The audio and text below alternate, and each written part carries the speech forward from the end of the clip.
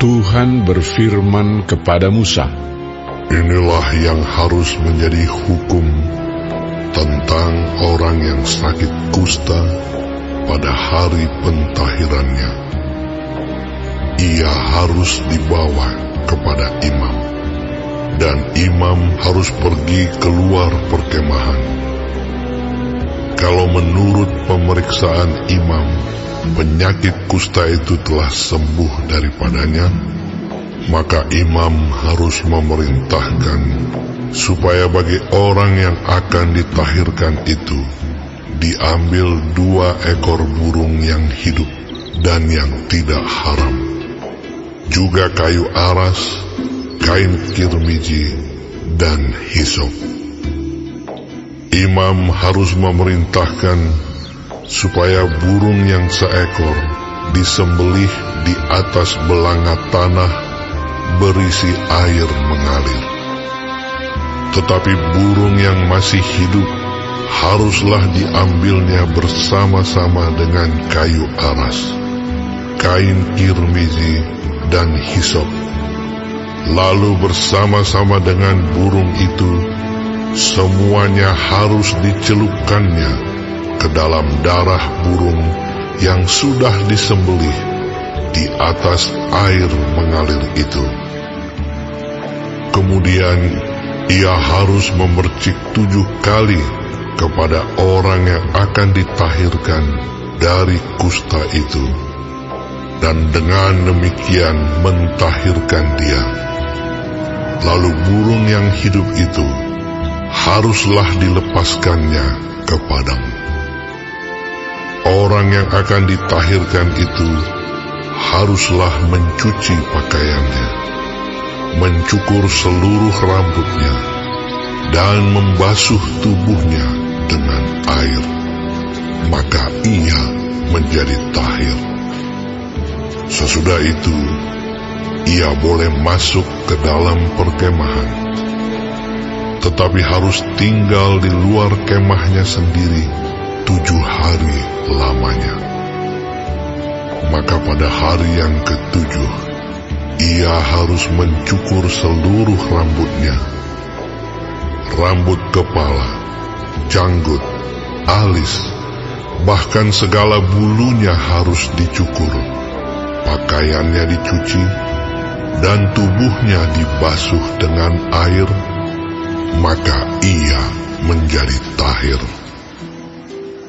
Pada hari yang ke-8, ia harus mengambil 2 ekor domba jantan yang tidak bercela, dan 1 ekor domba betina berumur 1 tahun yang tidak bercela, dan 3/10 eva tepung yang terbaik diolah dengan minyak sebagai korban sajian, serta 1 log minyak. Imam yang melakukan pentahiran itu harus menempatkan orang yang akan ditahirkan bersama-sama dengan persembahannya di hadapan Tuhan di depan pintu kemah pertemuan.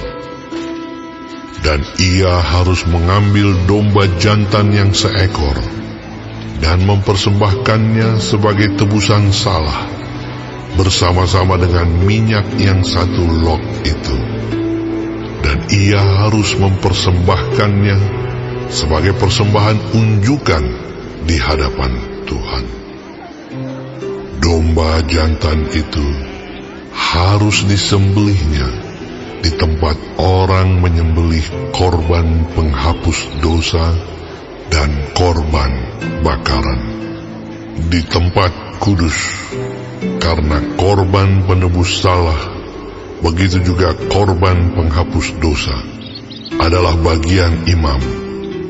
Itulah bagian maha kudus.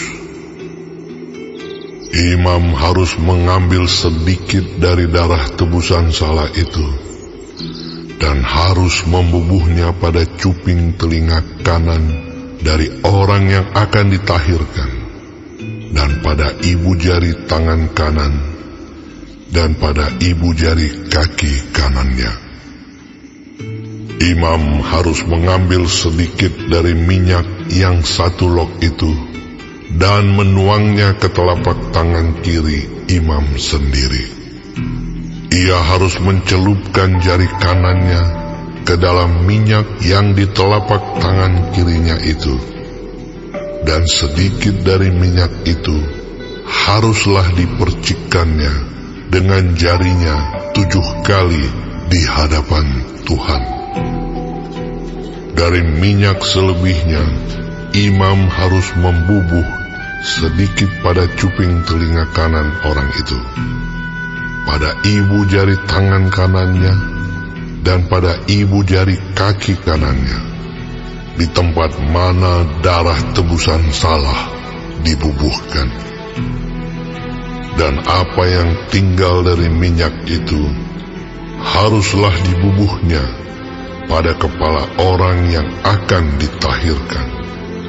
Dengan demikian, imam mengadakan pendamaian bagi orang itu di hadapan Tuhan.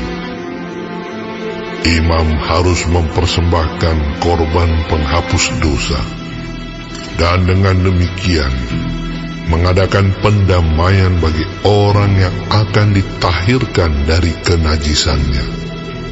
Dan sesudah itu, ia harus menyembelih korban bakaran. Kemudian imam harus mempersembahkan korban bakaran dan korban sajian di atas mezbah. Dengan demikian, imam mengadakan pendamaian bagi orang itu, maka ia menjadi tahir. Tetapi jikalau orang itu miskin dan tidak mampu, ia harus mengambil domba jantan 1 ekor saja sebagai tebusan salah untuk persembahan unjukan, supaya diadakan pendamaian bagi orang itu. Juga 1/10 eva tepung yang terbaik diolah dengan minyak untuk korban sajian, dan 1 log minyak. Dan lagi 2 ekor burung tekukur atau 2 ekor burung merpati, sekadar kemampuannya. Yang 1 ekor harus menjadi korban penghapus dosa, dan yang 1 ekor lagi menjadi korban bakaran. Pada hari yang ke-8, ia harus membawa semuanya untuk pentahirannya kepada imam, ke depan pintu kemah pertemuan di hadapan Tuhan. Kemudian imam harus mengambil domba tebusan salah dan minyak yang 1 log itu. Lalu imam harus mempersembahkan semuanya sebagai persembahan unjukan di hadapan Tuhan. Ia harus menyembelih domba tebusan salah, dan imam harus mengambil sedikit dari darah tebusan salah itu dan membubuhnya pada cuping telinga kanan orang itu, dan pada ibu jari tangan kanan dan ibu jari kaki kanannya. Dan imam harus menuang sedikit dari minyak itu ke telapak tangan kirinya sendiri.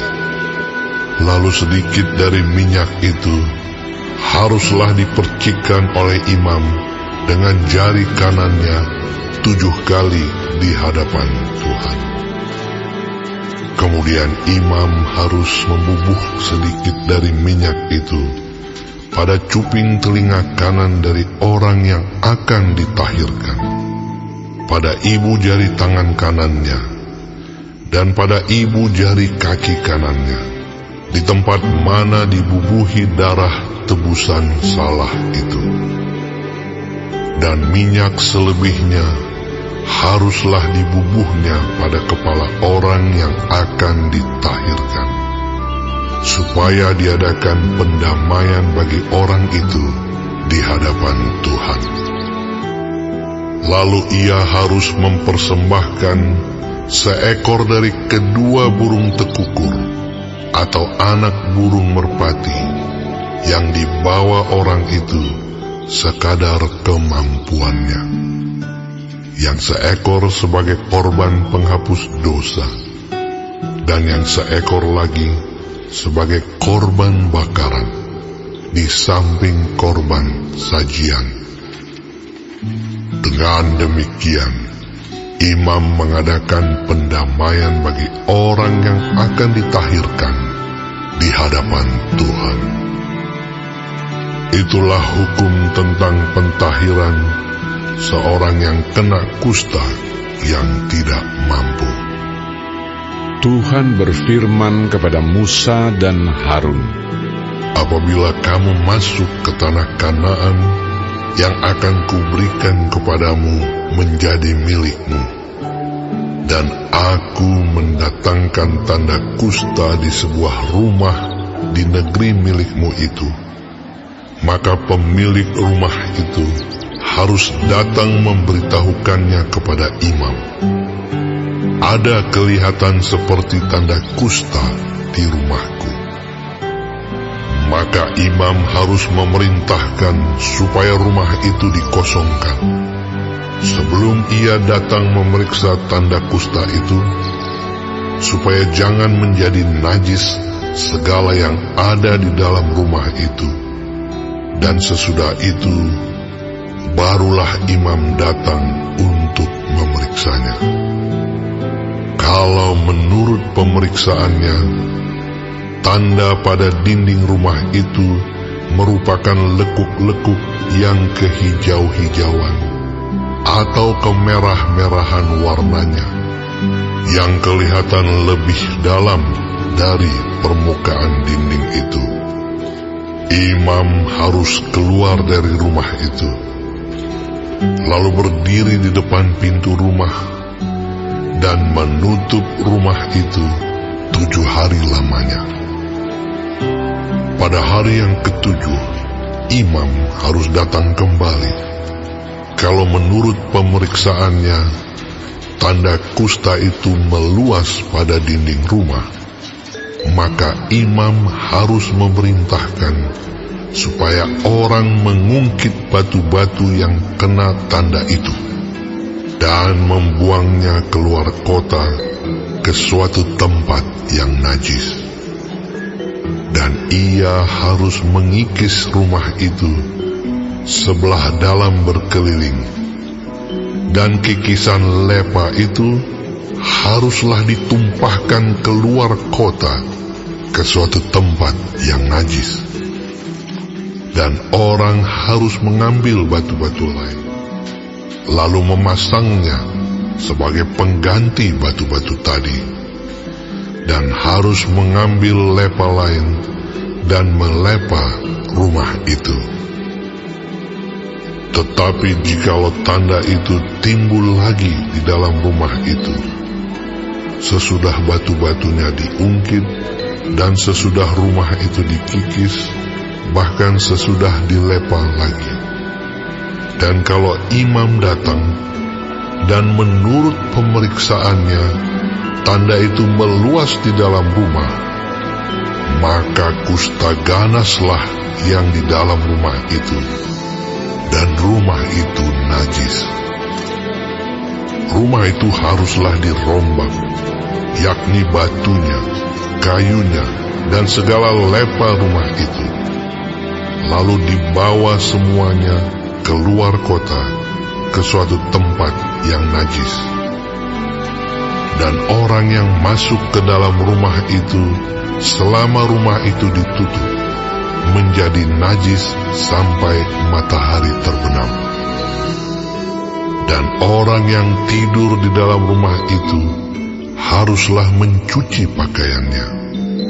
Demikian juga orang yang makan di dalam rumah itu haruslah mencuci pakaiannya. Tetapi jikalau imam datang dan menurut pemeriksaannya tanda itu tidak meluas di dalam rumah itu sesudah dilepa, maka imam harus menyatakan rumah itu tahir, karena tanda itu telah hilang. Kemudian, untuk menyucikan rumah itu, haruslah ia mengambil 2 ekor burung, kayu aras, kain kirmizi, dan hisop. Burung yang seekor haruslah disembelihnya di atas belanga tanah berisi air mengalir. Lalu ia harus mengambil kayu aras dan hisop, kain kirmizi, dan burung yang masih hidup itu, dan mencelupkan semuanya ke dalam darah burung yang sudah disembelih dan ke dalam air mengalir itu. Kemudian ia harus memercik kepada rumah itu 7 kali. Dengan demikian, ia harus menyucikan rumah itu dengan darah burung, air mengalir, burung yang hidup, kayu aras, hisop, dan kain kirmizi. Dan burung yang hidup itu harus dilepaskannya keluar kota ke padang. Dengan demikian, ia mengadakan pendamaian bagi rumah itu, maka rumah itu menjadi tahir. Itulah hukum tentang setiap penyakit kusta, kudis kepala, tentang kusta pada pakaian dan rumah, tentang bengkak, bintil-bintil, dan panau, untuk memberi petunjuk dalam hal najis atau dalam hal tahir. Itulah hukum tentang kusta.